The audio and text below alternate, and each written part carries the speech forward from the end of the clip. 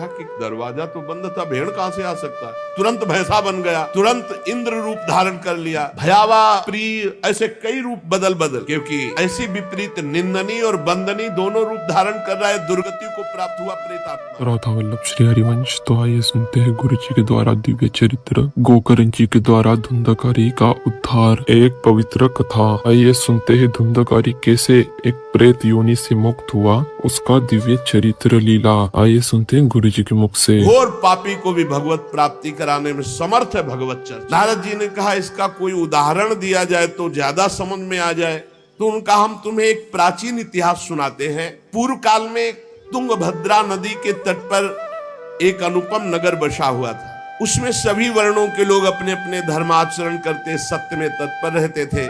उस नगर में समस्त वेदों का ज्ञाता, श्रौत स्मार्त कर्मों में निपुण एक ब्राह्मण रहते थे जिनका नाम था आत्मदेव। तेज तो ऐसा था मानो दूसरे सूर्य भगवान ही हो। ब्राह्मण तेजस्वी, वैदज्ञ, सत्कर्म अनुष्ठान करने वाला, और कभी उसके दरवाजे से कोई भिक्षुक वापस नहीं लौटा। इतना उदार हृदय वाला, देगा ही कुछ न कुछ। पर पूर्व प्रारब्ध के अनुसार उनकी जो पत्नी थी उनका नाम था धुंधुली। पति का नाम आत्मदेव और पत्नी का नाम धुंधुली था। सुंदरी थी, कुलीन थी, पर लड़ाकू स्वभाव था, अपनी बात पे अड़ जाना। अब वो बड़े ज्ञानी थे, वेदज्ञ, वेद के ज्ञाता, इसलिए वो शांत रहते थे। लड़ाई घर में नहीं होती, वो लड़ने वाली ही बात करती थी, पर वो शांत रहते थे। जब घर में नहीं होती तो पड़ोसी से जाके भिड़ना, जरा जरा से कारण में। क्रूर स्वभाव, बकवादी स्वभाव, गृह कार्य में निपुण लेकिन कंजूस और झगड़ालू प्रारब्ध है। भोग विलास की कमी नहीं थी, खूब संपत्ति थी, घर बढ़िया सुंदर, परंतु सुख नहीं था। क्योंकि जब आत्मदेव घर में आते तो बस उपद्रव, लड़ाई, झगड़ा, सब बड़ा नरक समझो। जिसकी घर में अशांति हो, झगड़ा होता हो, बड़ा नरक है। चैन से नमक रोटी खाए, प्यार से जीवे तो गृहस्थी धन्य। और खूब बढ़िया सब व्यवस्थाएं हैं, पर कलह, अशांति, मन नहीं मिल रहा एक दूसरे। ये बहुत धीरे धीरे अवस्था डल गई, कोई संतान ही नहीं हुई। बड़े बड़े पुण्य कर्म किए, खूब दान पुण्य किया, लेकिन संतान नहीं हुई। अब वो ब्राह्मण बड़े चिंतातुर हुए आत्मदेव की, जिसके संतान न हो तो फिर उसको पिंडदान कौन करेगा। गृहस्थी में विचार होता, कुल परंपरागत चलाने वाला तो कोई होना चाहिए। अब वो बड़े चिंतातुर हुए, हर उपाय करके हार गए थे। तो एक दिन उनके मन में आया कि एकांत जंगल में चलते हैं और अपने प्राणों को त्याग देते हैं। क्योंकि घर में जाओ तो कलह है, न कोई संतान है। अब क्या, सब कुछ करके देख लिया, बुढ़ापा आ रहा है, पुत्र तो हुआ नहीं, तो कम से कम पुत्र होता तो कुल परंपरा चलाने। अब क्या, वो ऐसी भावना में थे कि जीवन व्यर्थ है, जंगल को चल दिए। उधर एक सरोवर में प्यास बुझाने के लिए एक महान संत आ रहे थे। जब कोई धर्मात्मा पुरुष दुखी होता है तो भगवान अव्यक्त रूप से संतों से मिला देते हैं। वो सन्यासी महात्मा थे। ब्राह्मण देखा कि वो जब जल पी चुके तो जाके साष्टांग दंडवत किया, शास्त्रों का ज्ञान था, हाथ जोड़कर खड़े हो गए। तो कथम रोदसी विप्रत्वम काते चिंता बलियसी वदत्वम सब्बत सत्वरम मह्यम स्वस्य दुखस्य कारणम। ये लंबी लंबी सांसें खींच रहे हो, उदास खड़े हो, दुखी दिखाई दे रहे हो। देखने से तो लगता है कि तुम ब्राह्मण हो, क्योंकि तेजस्वी हो। क्या चिंता है तुम्हारी जो तुम जल्दी जल्दी श्वासें खींच रहे हो लंबी, और दुख प्रकट कर रहे हो। ब्राह्मण ने कहा, महाराज आखिरी उपाय आप हैं। वैसे तो मैं बताऊं, अपने जीवन से निराश हो चुका हूं। आपको देखा तो आशा बन गई। पूर्व जन्म का कौन सा प्रारब्ध मुझे पता नहीं, पर संतान योग नहीं। अब मेरे पितर गरम गरम आंसू चिंता जनित छोड़ रहे हैं, क्योंकि पिंडदान करने वाला हमारे कुल में कोई नहीं रहा, संतानें नहीं उत्पन्न हुई। बहुत दुखी हो गया हूं। सही बताऊं, मैं आम प्राण त्यागने आया हूं जंगल में। मेरा मन मुझे धिक्कारता है कि तुम्हारा सब कुछ बेकार जब संतान नहीं। और यहां तक कि मैं जिस गाय को पालता हूं वो भी बछड़ा नहीं देती, वो भी बांझ हो जाती है। यहां तक कि जो पेड़ लगाता हूं उसमें भी फूल फल नहीं आते। कितना मैं दुर्भागी हूं, बड़ा भागा हूं। अब मैं अपने प्राण त्यागने आया हूं। और फूट फूट कर रोने लगे। संत का हृदय बड़ा करुणामय होता है। संत चाहे तो नवीन प्रारब्ध तत्काल रच सकते हैं, क्योंकि भगवान के भजन में अपार सामर्थ्य है। उन्होंने अपनी दिव्य दृष्टि से देखा, कहा आत्मदेव ब्राह्मण, पुत्र का मोह तो छोड़ दो, आप विवेक का आश्रय लो, भजन करो। मैं तुम्हारी रेखा को देख रहा हूं, एक जन्म नहीं 7 जन्म तक कोई संतान है ही नहीं। देखो, संतान के पीछे मत पड़ो। राजा सगर, महाराज अंग, बड़े बड़े संतान में बहुत दुख भोगे हैं।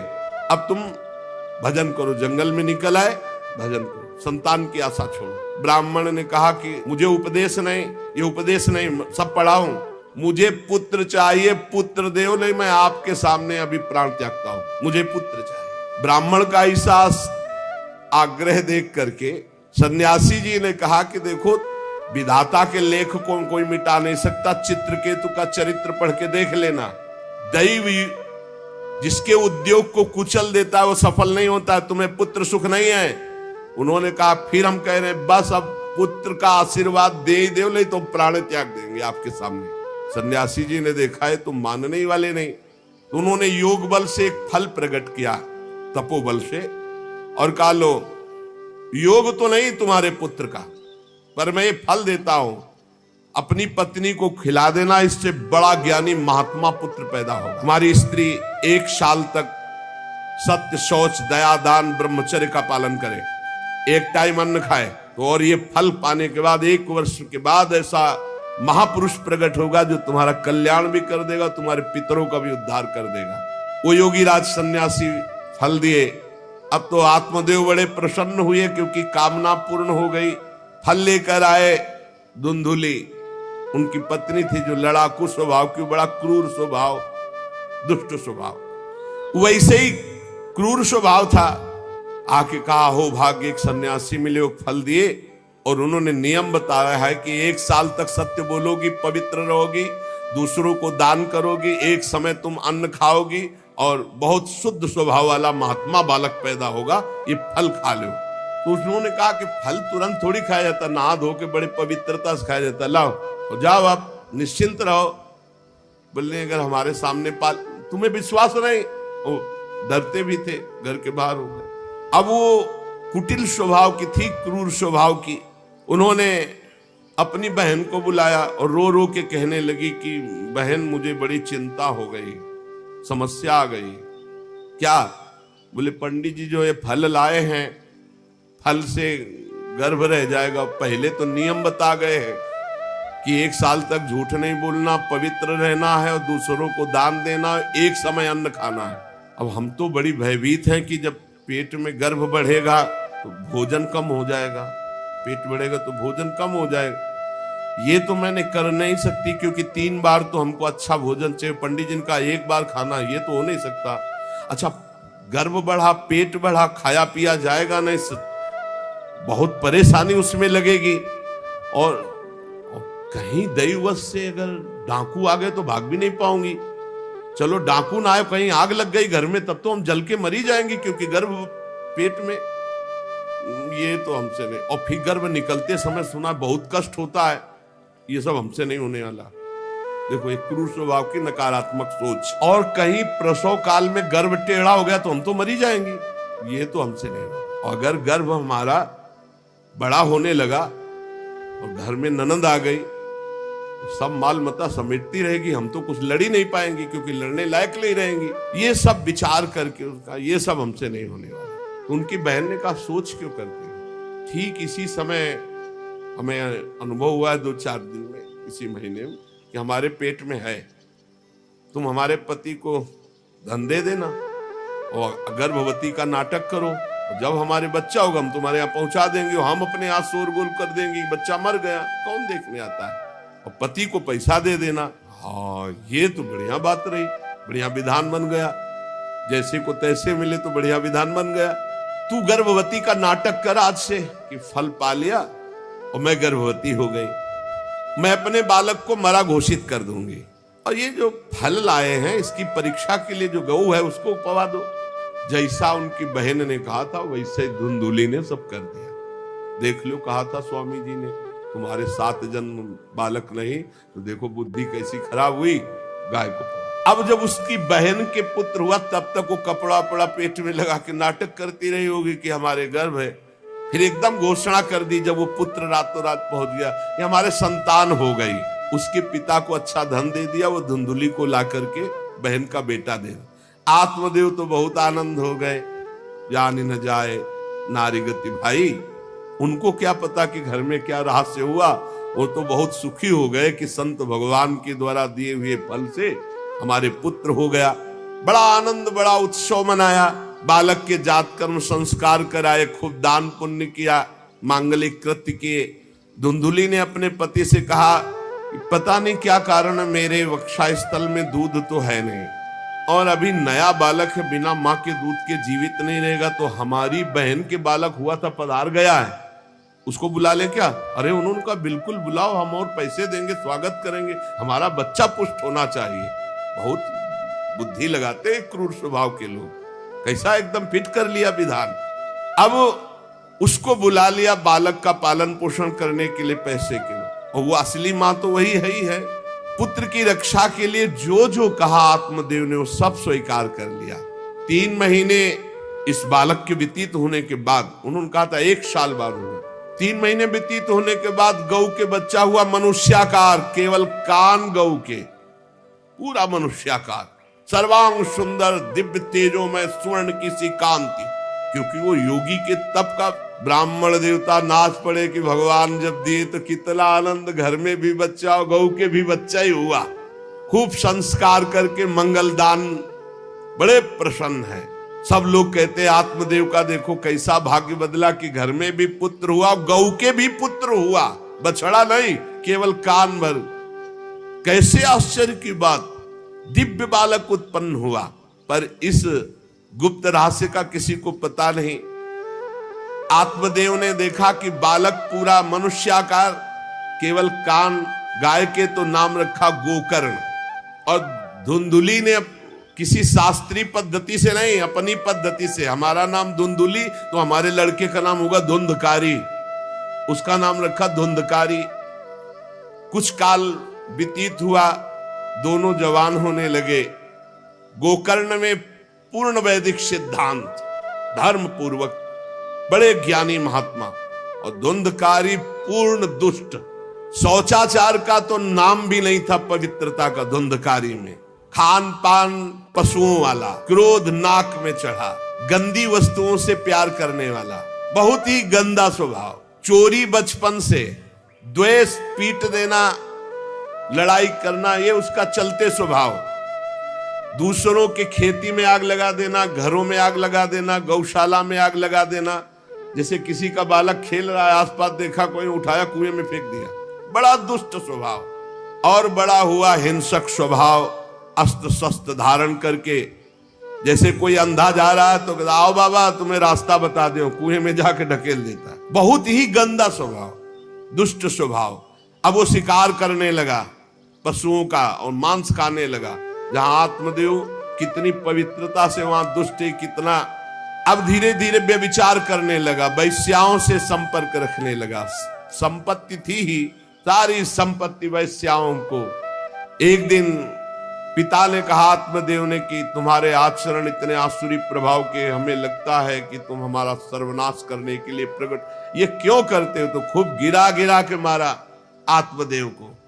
सन्यासी की बात अब याद आई कि तुम्हारे भाग्य में पुत्र सुख नहीं है। खूब मारा आत्मदेव को। जब इतनी जोर से मार रहा था तो थोड़ी तो दया आई कि पति है, बचा ले। तो धुंधुली गई तो फिर धुंधुली की दम जम के पिटाई की।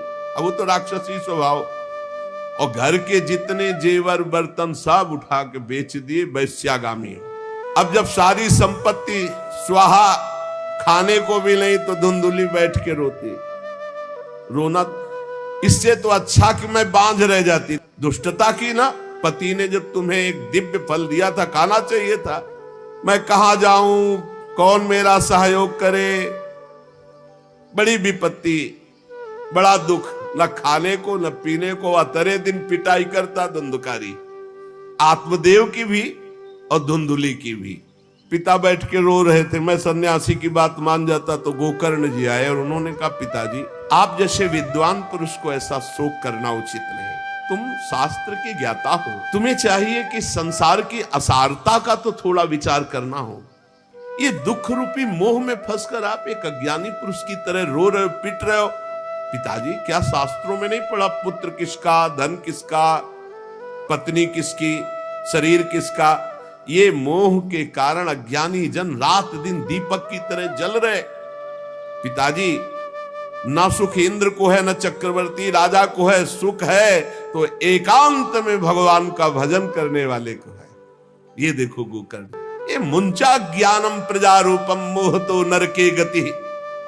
ये नरक जाने वाली बात, पुत्र के मोह में फंस करके आप छोड़ो इसे, आपका शरीर नष्ट हो जाएगा।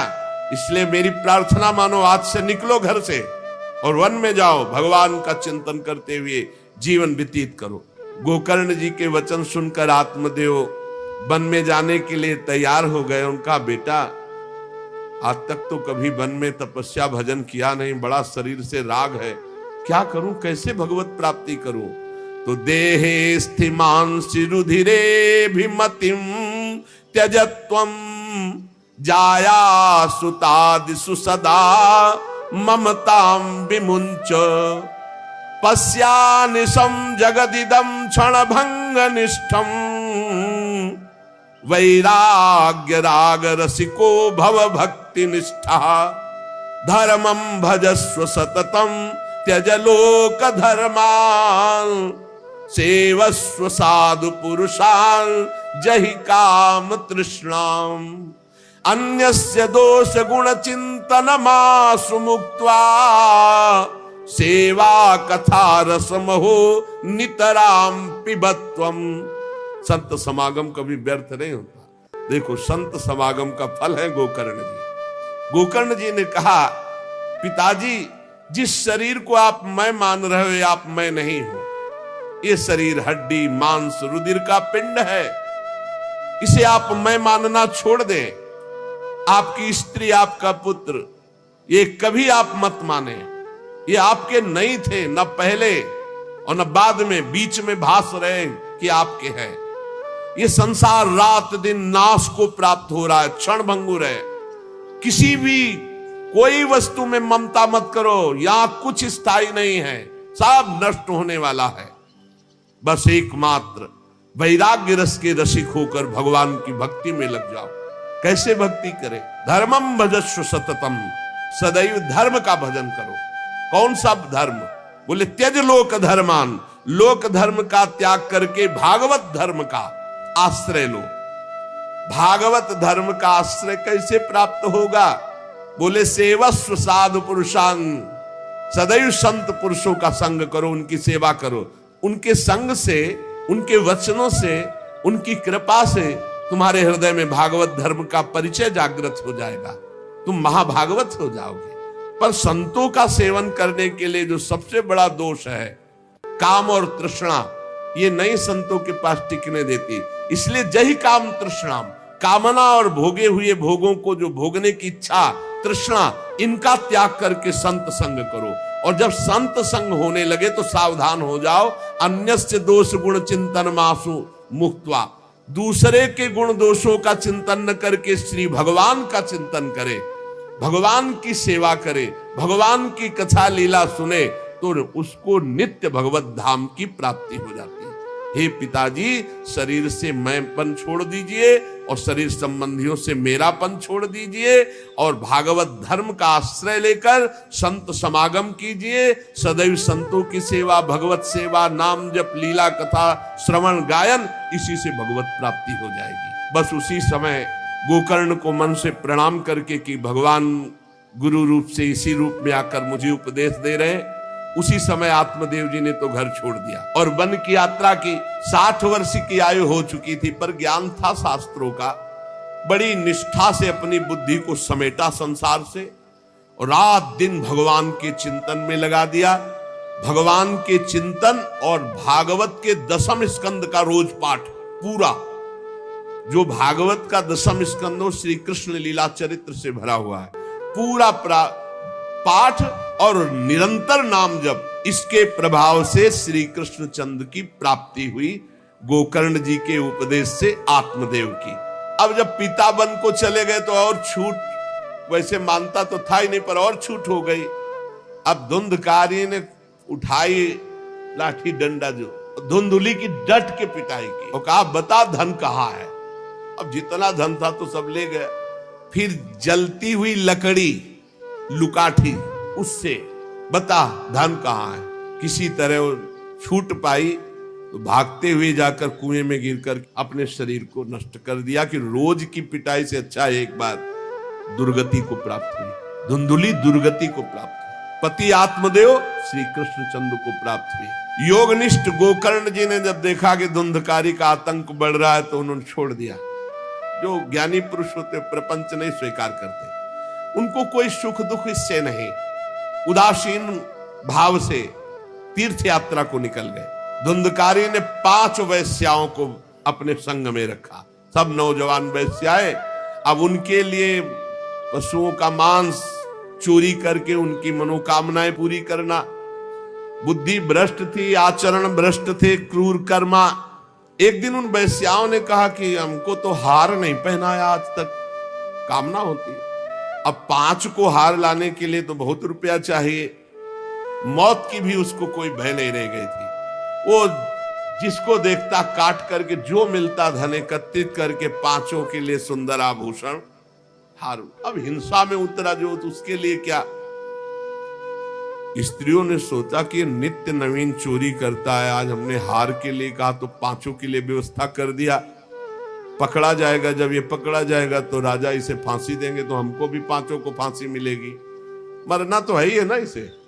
5 ने विचार किया मरना तो है ही, राजा फांसी देगा तो हम ही फांसी दे देती है, तो कम से कम हम तो बच जाएंगे। बुरे कर्म का बुरा ही परिणाम होता है, कुछ भी कोई कर ले। धुंधुली कुएं में शरीर त्याग करके दुर्गति को प्राप्त हुई। ये जब जिन वैश्याओं के लिए प्राणों की बाजी लगा करके सब कुछ ला रहा, जानते उनका प्लान क्या बना कि ये चोरी करता है, पकड़ा जाएगा, फांसी की सजा होगी, मारा ही जाएगा। और जब ये पकड़ा जाएगा तो हम भी पकड़ी जाएंगी, तो फांसी की सजा इसको होगी, तो वही हम दे देती है, तो हम तो बच जाएंगी। और सारा धन लेके रात्रि में निकल लेंगी 5 ने गुप्त रूप से ऐसा संकल्प बना लिया। धुंधकारी सो रहा था, 5 गए। अब 5 हैं, हाथ पैर 4 ही तो है, पैर 2 और 2 हाथ, 4 उसमें लग गई और एक जो है रस्सी से पूरा चारपाई पे बांध दिया। और जब उसकी आंख खुली तो रस्सी गले में डाल करके फांसी लगा रही पड़े पड़े। पर वो बहुत पापी आदमी, जल्दी मरने वाला तो था नहीं, खूब गला दबाया।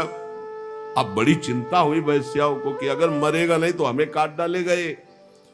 तो रसोई से जो कोयला जला हुआ आग था उसके मुंह में बगार बगार के शमशी से, अरे पापी की बहुत दुर्गति होती। दहकते हुए अंगारे उसके मुंह में और खूब कस के गला दबा, छटपटा कर पीट के मार डाला धुंधकारी को। और उसके शरीर को वहीं घर में एक गड्ढा बना के 5 ने गाड़ दिया। और वो सारा माल मता पैसा सब कुछ उनको पता था। स्त्रीणाम नैतु विश्वासम दुष्टानाम कारेत बुधा, विश्वासे यह स्थितो मूढ़ा सदुखई परिभूयते। शास्त्र कहता है जो व्यभिचारिणी दुष्ट स्वभाव वाली, जो केवल अर्थ पर दृष्टि रख करके धर्म का त्याग करने वाली है, स्त्रीणाम नैतु विश्वासम दुष्टानाम कारेत बुधा। ऐसे दुष्ट आचरण, चाहे स्त्री चाहे पुरुष, ऐसे दुष्ट आचरण वाले को कभी विश्वास में नहीं, विश्वास पात्र नहीं बनाना चाहिए। और दूसरी बात करें, विश्वासे या स्थितो मूढ़ा सा दुखा परिभूयते। जो विश्वास करेगा अंत में मारा जाएगा, पर विश्वास पक्का हो जाएगा। क्यों? सुधामयम बचो अमृतमय वचन, विश्वास हो जाए। सुधामयम बचो यासाम कामिनाम रसवर्धनम, हृदय में काम रसवर्धन। हृदयम क्षुरधाराभाम प्रियः को नाम योषिताम। बहुत सावधान। उन दुष्ट स्त्रियों ने बहुत तरह से मार मार करके धुंधकारी, मुंह में अंगारा, गले में रस्सी, मार डंडों से मार मार के मार डाला। बहुत बुरी तरह मारा धुंधकारी को। अब जब दिन में निकलना चाह तो लोग, आज धुंधकारी नहीं देखा, बोले प्रीतम किसी कार्य से बाहर गए हैं। और असर लगाकर पांचों माल मत्ता लेके भाग गए। बहुत सावधान। संहृत्य वित्तम तायाता कुलटा बहु भर्तिका धुंधकारी बभूवाथ महान प्रेतः कुकर्मतः। जो कई पुरुषों से सहवास करती है या कई स्त्रियों से जो सहवास करता है, ऐसा अपवित्र हो जाता है कि उसके छूने मात्र से पुण्य नष्ट हो जाते हैं। तो ये तो उनके संग से ही रह रहा था, उसे वैश्या उसे ही कहते हैं। उन वैश्याओं के संग से सारे सुकृत नष्ट हो चुके थे, महान पाप का स्वरूप हो गया था और वो सब भाग चुकी थी। तो धुंधकारी को भयंकर प्रेत योनि की प्राप्ति हुई। प्रेत योनि, भयंकर प्रेत योनि। अब वो बवंडर रूप, जो चक्रवात जैसे बवंडर देखते हो ना, वो रूप धारण करके दसों दिशाओं में भटकता। और प्रेत को स्वयं से पानी पीने के लिए कोई सुविधा नहीं। ऐसा नहीं नदी के किनारे रह रहा तो पानी पी लेगा, वो किसी को पकड़ेगा तब उसके द्वारा जो उसको पानी पिलाया जाएगा वो उसको मिलेगा। ऐसे पानी नहीं पी सकता, ना कुछ खा सकता है, ना कहीं विश्राम कर सकता है। वो बस हा दई चिल्लाता हुआ रोता हुआ भटकता है। प्रेत योनि बड़ी भयानक होती है। जब तीर्थ यात्रा करके गोकर्ण जी लौटे तो सुना कि धुंधकारी का लापता मार डाला गया। तब उन्होंने फिर गया गए और वहां पिंडदान किया धुंधकारी के लिए भी। बड़े महात्मा थे गोकर्ण। श्राद्ध किया और काफी तीर्थों में मंत्रानुष्ठान किया कि इसका कल्याण हो जाए। ये सब करके लौट आए अपने पिता आत्मदेव के घर में। रात्रि में कोई देख ना पावे इसलिए सीधे अपने घर में गए और शयन किया। और वहीं गड़ा था धुंधकारी, प्रेत आत्मा बन के वो मड़रा रहा था। वही प्रेत आत्मा ऐसे को नहीं छूती जो भगवान का भजन करते। देखो अब जे धुंधकारी ने देखा कि गोकर्ण आए हैं तो उसको तसल्ली हुई कि महात्मा हमारा कल्याण कर देगा। वो प्रकट हुआ, भेड़ा बना। धुंधकारी पहले भेड़ बना बड़ा। और ऐसे गोकर्ण जी ने देखा कि दरवाजा तो बंद था, भेड़ कहां से आ सकता है। तुरंत भैंसा बन गया, तुरंत इंद्र रूप धारण कर लिया, भयावा प्रिय, ऐसे कई रूप बदल बदल। तब उन्होंने कहा ये विपरीत अवस्था, इसका मतलब ये प्रेत है। क्योंकि ऐसी विपरीत निंदनीय और बंदनीय दोनों रूप धारण कर रहा है, दुर्गति को प्राप्त हुआ प्रेत आत्मा है। वो डरने वाले तो थे नहीं, ज्ञानी महात्मा थे। गोकर्ण ने कहा कस्तो मुग्र तरो रात्रौ कुतो यातो दशामिमाम किंवा प्रेता पिशाचो वा राक्षसो शीत संसना। कौन है तू? प्रेत है, पिशाच है, राक्षस है, क्या है ये? क्या नाटक कर रहा है? कभी भेड़ बनता, कभी भैंसा बनता, कभी इंद्र बनता, कभी ये रूप। कौन है तू? ये अधोगति को प्राप्त कैसे हुआ तू? गोकर्ण जी डरे नहीं। अगर सच्चा महात्मा न हो तब तो भयभीत हो जाए। गोकर्ण जी सच्चे महात्मा है। अब वो चिल्ला चिल्ला के केवल रो रहा, एक शब्द भी नहीं बोल पा रहा। तो गोकर्ण जी समझ गए अधिक पाप होने के कारण ये बोल नहीं सकता। तब अंजलि में जल लिया और कई मंत्रों का जाप किया और फिर उसके ऊपर फेंका। जे भी फेंका तब बोल पाया, भैया मैं आपका भाई धुंधकारी हूं, बचा लो, मेरी भारी दुर्गति हो गई। मैं तुम्हारा भाई हूं, मैं धुंधकारी हूं। अब मुझे बहुत कष्ट हो रहा, पश्चाताप हो रहा, मैंने सब कुछ नष्ट कर दिया।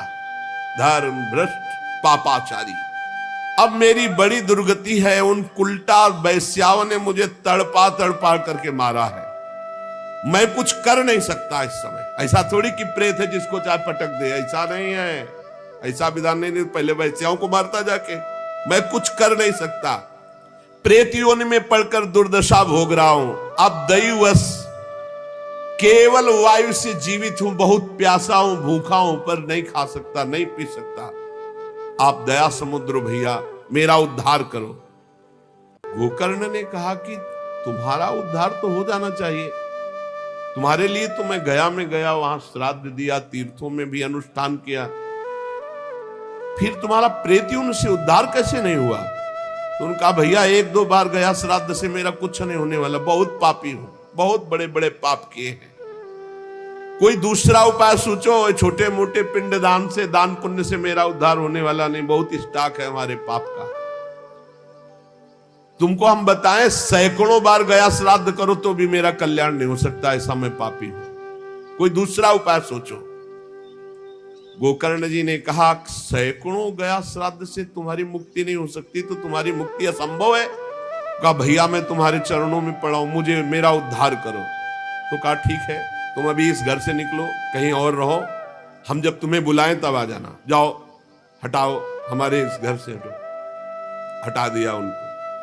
गोकर्ण जी की आज्ञा पाकर धुंधकारी बाहर भटक रहा है। रात भर विचार किया कि इसका कल्याण कैसे होगा जब सैकड़ों गया श्राद्ध से कह रहा उद्धार नहीं होगा। अब जब प्रातः काल हुआ, दरवाजा खुला तो बहुत से विज्ञजन आकर के गोकर्ण जी से मिले।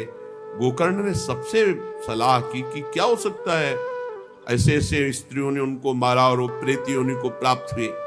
जो लोग विद्वान थे, योगनिष्ठ थे, वेदज्ञ थे, उन्होंने कई शास्त्र पाठ आदि की बातें बताई, सबने, पर सही उत्तर नहीं मिला।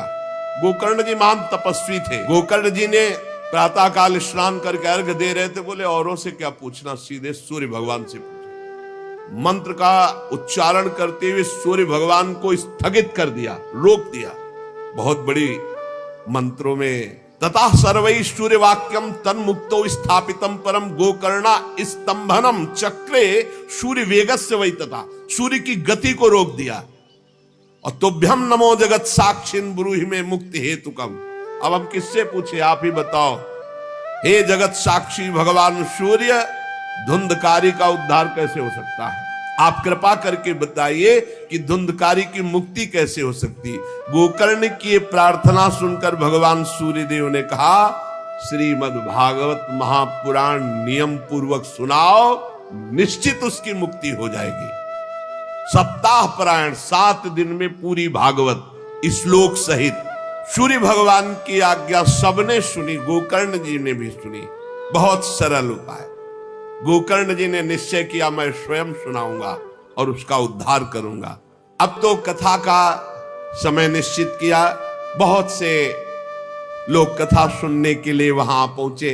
जब सुना कि भगवान की कथा सब पापों का नाश कर देती है, तो बहुत से लोग, पापी पुण्यात्मा जो भी, सबको बैठने की उचित व्यवस्था की गई। एक 7 गांठ का बांस जो सीधा था, आवाहन किया धुंधकारी का और कहा इस पे बैठ जाए, तू भी कथा सुन। तो सीधे 7 गांठ के बांस पर धुंधकारी जाकर के बैठ गया, छिद्र में वायु रूप होकर, क्योंकि बाहर कहीं स्थित नहीं रह सकता, चलायमान तो बैठना है। गोकर्ण जी ने एक वैष्णव को मुख्य श्रोता बनाया और प्रथम स्कंद से स्पष्ट स्वर में कथा सुनानी प्रारंभ की, श्लोक और अर्थ। सायंकाल को विश्राम दिया तो एक बड़ी विचित्र बात हुई। सभासदों के देखते देखते एक बांस में तड़ तड़ की आवाज हुई, एक गांठ फट गई। दूसरे दिन कथा हुई, दूसरी गांठ, तीसरे दिन तीसरी गांठ। 7 दिनों में 7 गांठें फाड़ करके धुंधकारी परम पवित्र दिव्य रूप, भगवत पार्षद रूप धारण करके प्रकट हो गया। धुंधकारी का श्याम वर्ण पीतांबर धारण किए, तुलसी की माला, सिर पर मनोहर मुकुट, कानों में कमनी कुंडल, सामने आकर गोकर्ण को प्रणाम किया और कहा भाई अब मैं भगवत पार्षद बन गया, प्रेत योनि से मुक्त। 7 दिन में भयंकर पापात्मा धुंधकारी श्री भगवान की चर्चा सुनने के कारण भगवत स्वरूप हो गया। ओहो, कितना प्रेत पीड़ा मैं सह रहा था, एकमात्र श्री कृष्णचंद्र जी की लीला कथा सुनने मात्र से मैं भगवत स्वरूप हो गया हूं। भैया मैं कैसे आपका उपकार, मैं निंदनीय से निंदनीय पाप कर्म करने वाला कैसा उज्जवल स्वरूप प्राप्त कर लिया। भला मोह पूर्वक लालन पालन करने वाले शरीर को जो हष्ट पुष्ट करते हैं, उन्होंने भगवान का नाम जप नहीं किया, चर्चा नहीं सुनी, तो जीवन किस काम का? इसके पोषण के लिए पाप कर्म कर रहे हो और वृद्धावस्था आने वाली परिणाम में दुख, रोगों का दुख, भोगों की कामना का दुख, क्या क्या दुख, इसकी क्या गति होगी? गाड़ दिया जाएगा या जला दिया जाएगा। ऐसे मनुष्य शरीर को प्राप्त करके भगवत प्राप्ति नहीं की तो जीवन व्यर्थ चला गया। अरे जो अन्न प्रातः काल पकाया जाता है दूसरे दिन सड़ जाता है, उसी अन्न से इस शरीर का पोषण होता है, 6 घंटे में मल बना के निकाल देता है। ये शरीर कहीं अविनाशी है क्या? नाशवान शरीर है। जो लोग भगवान की कथा से वंचित है, भगवान का नाम जप नहीं करते, वो बुदबुदे जीवों में मच्छरों के समान जीवन उनका है। जन्मे मरे किस काम के? भला देखो, जिस बांस में मैं बैठा था तो बांस की गांठ फट गई, क्या भगवान की कथा सुनने पर चित्त की गांठ नहीं नष्ट हो जाएगी, जड़ चेतन की ग्रंथ? इसलिए धन्य है वो जो भगवान की कथा सुनने में अपना समय व्यतीत करते हैं। धुंधकारी ऐसी बातें कह रहा था, सबने देखा जय घोष करते हुए नमो नमः, और एक दिव्य विमान आया। भगवान वैकुंठ नाथ के पार्षद, मंडलाकार तेजो में विमान, और सबके देखते देखते कहा, धुंधकारी आओ। और वो दिव्य पार्षद रूप विमान पे चढ़ा। जब विमान पे चढ़ के जाने लगा तो गोकर्ण जी ने रोक दिया, रुको, ये क्या? कथा तो शास्त्रों लोगों ने सुनी, तो आपको शास्त्रों विमान लाना चाहिए और सबको बैठाल कर ले जाना चाहिए, क्योंकि हमारे सुनाने में कोई भेद नहीं था और ये सुन भी सब ध्यान से रहे थे। तो भगवत पार्षदों ने कहा, आपके सुनाने में कोई भेद नहीं था, पर सुनने में भेद हो गया है, श्रवण भेद हो गया। ये उपवास करके बिना कुछ खाए पिए रात दिन कथा का ही चिंतन करता रहा, मनन करता रहा, इसके कारण इनको भगवत पार्षद रूप मिला और जा रहे। और ये कथा सुना भर है, मनन नहीं किया, मनन विषयों का हुआ, इसलिए विमान पे नहीं। ये निराहार रहकर 7 दिन में चर्चा सुनता और रात भर उसी का चिंतन करता, उसके प्रभाव से परम पद का अधिकारी हुआ।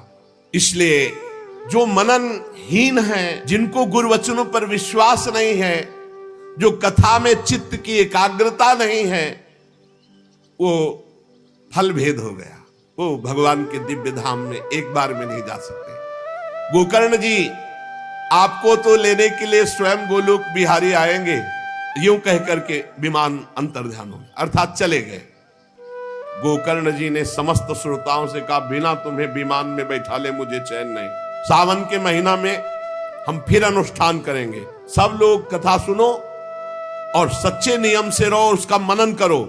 ऐसा ही किया, सब लोग उपवास करके अल्पाहार करके कथा सुने, और जे ही 7 दिन में कथा की समाप्ति हुई तो भगवान के बहुत से पार्षद विमान लेकर आए, और जितने कथा सुनने वाले थे सबको परम धाम ले गए। और भगवान ने गोकर्ण जी को स्वयं गोलोक बिहारी हृदय से लगाया, जे भी हृदय से लगाया तो गोकर्ण भगवत स्वरूप हो गए। वही किरीट श्यामवर पीतांबर धारण किए हुए, कुंडल आदि से विभूषित। यहां तक कहते हैं कि उस कथा में सुनने में जो कुत्ते भी बैठे थे, वो भी गोकर्ण जी की दृष्टि पड़ने पर विमान पर बैठकर भगवत धाम को गए। भक्तवत्सल भगवान श्री कृष्ण इतने गोकर्ण जी पर प्रसन्न हुए कि तुमने सबको कथा सुनाकर मंगल अनुष्ठान। इसलिए गोकर्ण जी जिस जिसको चाहा, मालूम कथा सुनकर कुत्ता मनन तो नहीं कर सकता, लेकिन गोकर्ण जी ने मनन किया कि ये कुत्ता भी कथा में बैठा था, इसका भी भगवत उद्धार हो जाए।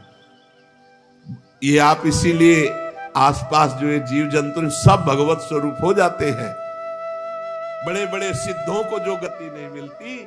राधा वल्लभ श्री हरिवंश, अगर आप अंत तक देख रहे हैं तो धन्यवाद। जितने भी लोग देख रहे हैं, लाइक शेयर सब्सक्राइब जरूर कीजिए। इस चैनल पर हम नए नए संतों के और महाभक्तों के चरित्र, भक्तों के चरित्र लाते रहेंगे। अगर आपको ये धुंधकारी का उद्धार कथा पसंद आई होगी, लाइक शेयर सब्सक्राइब जरूर कीजिए। सभी लोगों को राधे राधे। भगवान की लीला कथा सुनने से, गोकर्ण जी के प्रभाव से धुंधकारी सहित समस्त श्रोताओं को भगवत धाम की प्राप्ति हुई। शेष चर्चा आगे। श्री राधा वल्लभ लाल की जय।